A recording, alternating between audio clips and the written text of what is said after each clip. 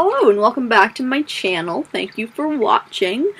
So I'm going to start off with a couple of things that are not related at all to the books that I read in January. First of all, the next person who tells you third time the charm, you can just tell them they're wrong, because the fourth time's the charm. We have tried shooting this video 4 times so far today. All of them have been unsuccessful, so hopefully this one will be the one. Good news is, found my camera. Bad news is, didn't work too well. I'm going to have to get one of those mini tripods. But, that's not really what we're here to talk about. So let's talk about some books. So, this month's stack is right here. It's a pretty good stack, if I do say so myself. Nice and tall. 6 books actually, so that was pretty good. And 2 of them were over 600 pages. So, I mean, like, what is there to complain about that? So let's just get right to it. The first book that I finished this month, I use the word finish lightly. I finished it on the 1st. So it really doesn't feel like the first book that I read of 2017 and more like the last book that I read of 2016. My goal was to finish it on New Year's Eve, but I took a nap when I got home from work instead. So you win some, you lose some. Anyways, the book is The Murder of a Cranky Catnapper by Denise Swanson, and it is the 19th book in the Scumble River Mystery series. You might be saying, Colleen, I've never heard you mention this series before. Why did you read the 19th book? That's a good question. My mom gave it to me for Christmas to try and further broaden my literary horizons. Mystery's been one of those genres that I haven't really dug into very much until this summer when I started reading from another series that I'm going to talk about in probably about 5 minutes. So she gave me this one and the 5th book in one of Miss Swanson's other series, which I'm very excited to read. I like this book a lot. I thought it was fun and quirky. Lots of great characters. 3 of the main characters are women, which is great, and all those women are really strong characters, well developed and wonderful. So no complaints there. You can start this series on the 19th book, as I have. Wouldn't necessarily recommend it, although you get like a good idea of all the characters and who they are and what they're about. You still kind of feel like you're just missing something because you've missed the last 20 books in the series. You're probably wondering why I say 20 books, and that is because there's 2 half books in this series as well. So although this is the 19th book published in the series, it is the 21st book. But I liked it. I think I gave it a 4 out of 5 or 5 out of 5 on Goodreads. Maybe I should have those up, but we don't, so moving on. The second book I read was one of my goal books, Various Positions by Martha Shabbos. Sorry if I pronounced that wrong. She is a Canadian author, and I read this book for my book club. Clearly, it's about ballet. Has some nice diagrams in it. This is a small one. They're all from the same picture, but it adds a nice feel to the book. I enjoyed this book. It's probably the best book that I've read in book club so far this year. I would say that universally the whole entire book club liked this book the best, but they didn't like it for reasons that were different than me. I didn't like it because it was kind of depressing and a little bit creepy. Hello, Canadian literature that I have read so far in my life. Apparently there's happy Canlit out there, so if you know any, please tell me about them in the comments. I would really appreciate that. I would love to get some more Canadian authors on my read list. So this one, to quote Lynn Cody, who is a reviewer, who has written on the back of the book, right there, she says that it talks about the ever-shifting fault lines between the sex lives and sexual objectification of teenage girls. Which is pretty accurate. Now, when I read this, I thought it meant something very different than what actually happened in this book. So that was a nice surprise, or a not nice surprise, depending on how you look at it, and how you feel about statutory rape. But other than that, it's like, thumbs up. Would recommend. So, like the last 2 times that I've shot this video, I've also forgotten to put the dust jacket on the book that I'm going to show you next. So here it is. It's Diviners by Libba Bray. So I love this book a lot. loved this book a lot. I love Libba Bray a lot. I think she is just the bee's knees. I've read most of her other books. So the Doyle Trilogy, really good. If you haven't read it yet, you definitely should. It's about a girls' boarding school in England. There's some magic. Things happen. The ending's very sad, but you should still read it. And I also read Going Bovine, which is about mad cow disease. Also sounds depressing, but is super cool. The only one I haven't read that she's written is Beauty Queens, which is on my shelf over there. But we're getting to it. Anyways, so I've owned this one for quite a while. This dust jacket is nice. It has a good design on it. I prefer this one, the original one, to the newer ones. But on the book itself, it has this really cool design. And it's also featured on the chapter headings, which I will find one to show you now. See, like, you can't really see it very well, but it's there. See? Anyways, that's not super important. That's just an aesthetic opinion right there. But this is a super great book. So it is a paranormal murder mystery set in the 20s in New York. So lots of fun things happen in this book. Just need to sneeze. No, it's gone. Okay, we're good. Anyways, lots of fun things happen in this book. I read it in like 3 days, which is kind of impressive. Like, you can see how thick this is, and I'm a student and I work. So must have been pretty great. It had lots of cool music references in, so I had a Rhapsody in Blue and Bluebird stuck in my head all week. I don't really have very much to say.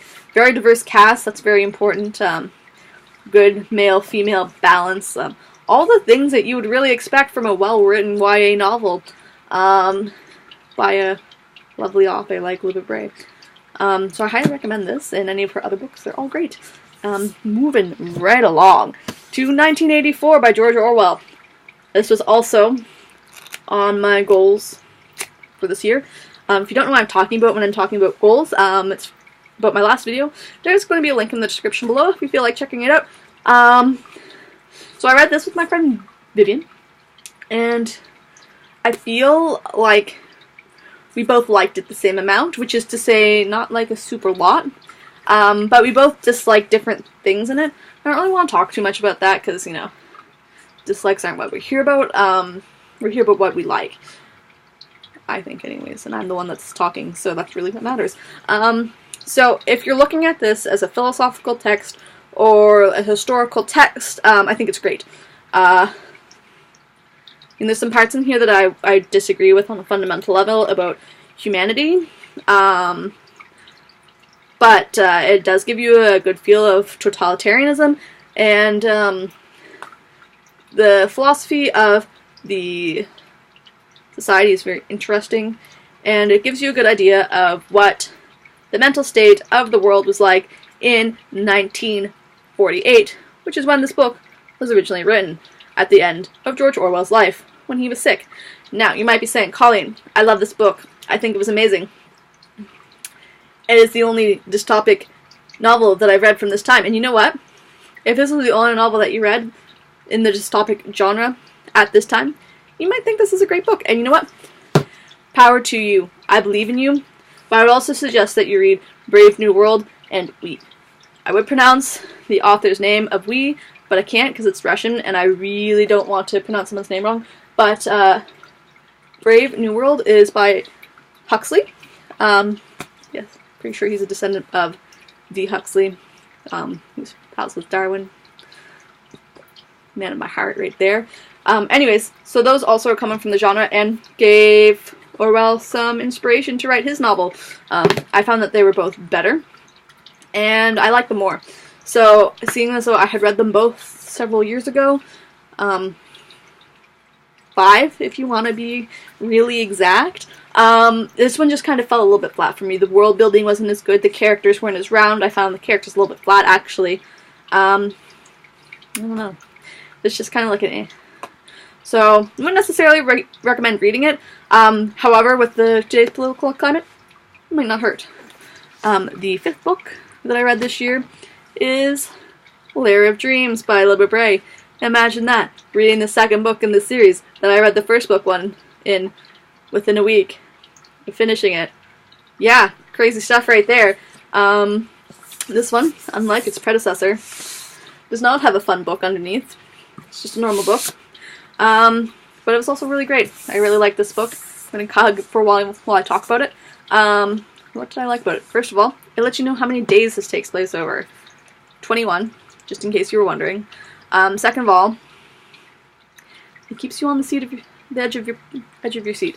In the last chapter of The Diviners, she introduces the big baddie, the big bad. And in this book, I spent half the book thinking that they're fighting the big bad. They're not fighting the big bad. They're fighting another bad. So that might have been a little bit disappointing, and that might have been a little bit of a spoiler for you if you just started this book. I'm sorry about that. But I was a little bit disappointed that we weren't fighting the big bad. But it makes me very excited for the fall, when the third book comes out, supposedly. If you're a little bit brave, if you're watching this, if you want to give me like a more concrete date, that'd be great, because I'm going to die a little bit while I wait. So things that I liked about this book, other than the fact that it told me how many days it took place over. Character development was spot on. All the diviners are in the same spot now, which I really like, because that was one of the complaints I had about the last book, if you read my reviews about it. Third thing that I liked is that it focuses on a different character. I love Evie. Don't get me wrong. I don't like her fame-mongering. That was not fun. This one focuses on Henry, who is a lovely musician, who is gay, and beautiful. So if you say anything bad about him, I'll be very upset. But that's... I really like this book. I didn't like it as much as the first one. I found that it lacked some mystery, and it just wasn't quite as exciting. But it's a middle book, so it lived up to my expectations, and I was very happy with it. The last book that I read this year, month, it felt like a year, but it's a month, was Death at Victoria Dock by Carrie Greenwood. It is the fourth book in the Franny Fisher mystery series. For those of you who are familiar with Franny Fisher, because of her television show, and didn't know that there was books, like I did for the first 2 seasons that I watched it, until I read the credits where it said based on the books by Carrie Greenwood, and freaked out and went out and bought 3 of them. Each episode is 1 novel, and the books are amazing. I love them. They're short, they're quick, they're engaging. I can never guess the ending before it happens, which is always a huge bonus, but the foreshadowing is still really good, and Franny Fisher she's a really awesome woman. I don't know what I can say about Franny Fisher, that she just makes me so happy. So I like this one. There's fascists and anarchists and communists in it, all fun people. Although she's kind of investigating a murder, she's not really interested in the murder. She's interested in other things that are happening. So that was a cool change. Very interesting. Also, fun fact, when reviewers are talking about the Diviners series, Franny Fisher's Mysteries is one of the things that they often mention, so connections. That's super fun, isn't it? Yeah, I know. I got you. What else can I say about the books I read this month? I like them all, except for 1984. If you want to read some reviews that I wrote for them, there'll be some links below. The short ones are on my Goodreads, longer ones are on my blog, and like middle-length ones are on Bookwitty, which is a cool site, and you should join. I like it so far. So, guess I'll tell you about my next month. So right now I'm reading Rue, which was my goal book for February, and I'm going to start Anna Karenina from the third of the way through where I'm at very shortly, because that's my other goal book. Normally I would make 2 videos per month, one with the books that I bought, and one with the books that I read. This month I only bought textbooks for school, so that's not very exciting. Didn't really think that you'd want to see the book that I spent $200 on for class. So we're not going to do that video this month, but next month we will. I bought some books today, which is very exciting, made me feel good about myself. Check out my Instagram if you want to see the one that I bought. So I'll definitely be talking about those next month in its own video. Until then, I hope you have a great February, and I'll see you in March. Don't forget to like and subscribe and all those great YouTube things. Bye!